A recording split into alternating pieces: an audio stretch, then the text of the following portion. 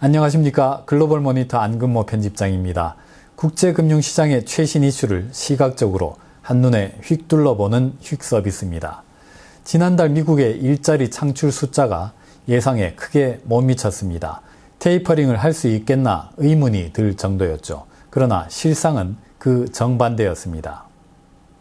미국 비농업 취업자 수 월간 증감 내역입니다. 지난달 9월에 19만 4천 명 늘었습니다. 예상치는 노란색 50만 명이었는데 절반도 안 되는 성과였습니다. 앞선 8월에도 아주 깜짝 놀랄 정도로 부진한 숫자가 나왔는데 반등이 기대됐던 이번에는 훨씬 더 실망스러웠습니다. 미국 국채 10년물 수익률입니다. 고용지표 발표 직후 하락세로 급히 돌아섰습니다. 일자리 창출이 이렇게 부진해서야 어디 11월 테이퍼가 가능하겠느냐 이런 의구심이 일어난 것이죠. 그리고 나서 수익률은 1시간 동안 고민하는 시간을 보냈습니다. 결국에 정한 방향은 위쪽이었습니다. 지표 발표 초기와는 다른 해석이 이루어졌습니다. 지표를 전반적으로 살펴본 금융시장은 11월 FOMC가 테이퍼를 결정하는데 별 문제가 없다고 봤습니다. 민간 취업자 수는 보시는 것처럼 예상치를 크게 밑돌지는 않았습니다. 앞선 8월 수치가 대폭 상향 수정된 걸 감안하면은 9월까지 누적적인 고용 회복이 상당한 추가 진전을 이루어냈다고 볼만했습니다. 정부 부문에서 지방 교육직을 중심으로 큰 폭의 고용 감소가 있었는데 그게 지표를 좀 왜곡한 측면이 있었습니다. 노동에 대한 수요가 위축됐다는 근거는 찾아보기가 어려웠습니다. 시장의 눈길을 끈 게 특히 시간당 평균 임금이었습니다. 보시듯이 이렇게 저널비로 가파른 상승세가 계속 이어지고 있었습니다.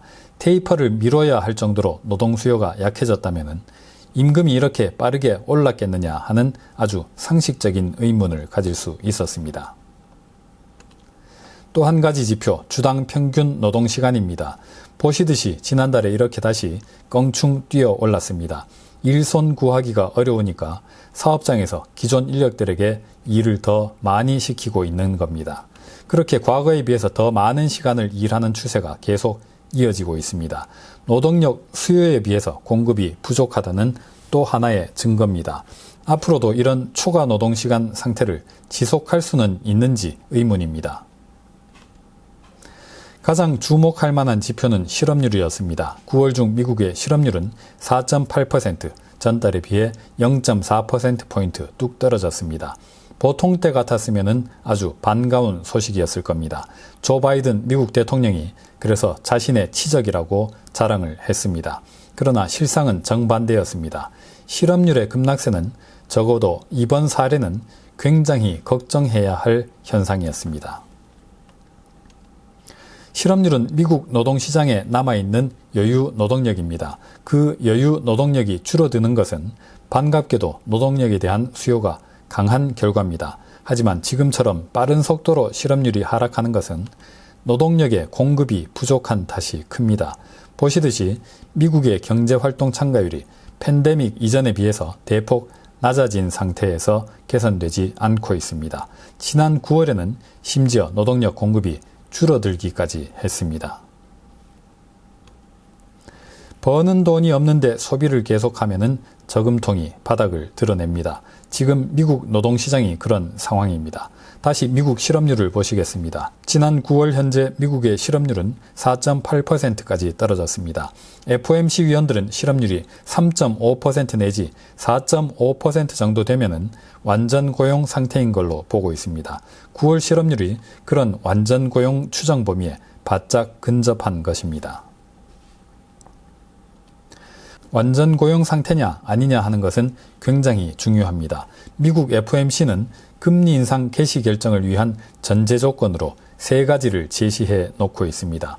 노동시장 환경이 완전 고용 상태에 부합하고 인플레이션이 2%로 상승하고 인플레이션이 한동안 온건하게 2%를 넘어설 궤도에 오르면은 금리 인상 개시를 검토할 수 있다는 것이죠.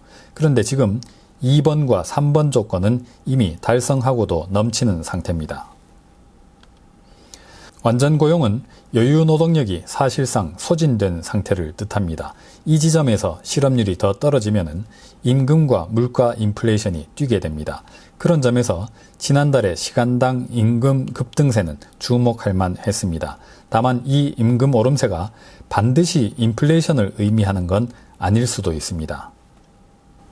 일손을 구하기가 어려워서 그래서 기존 직원들에게 일을 더 빡세게 시키는 대신에 시급을 그렇게 많이 올려줬을 수도 있겠습니다. 그렇다면은 생산성 향상에 대한 정당한 보상이라고 할 수 있겠습니다.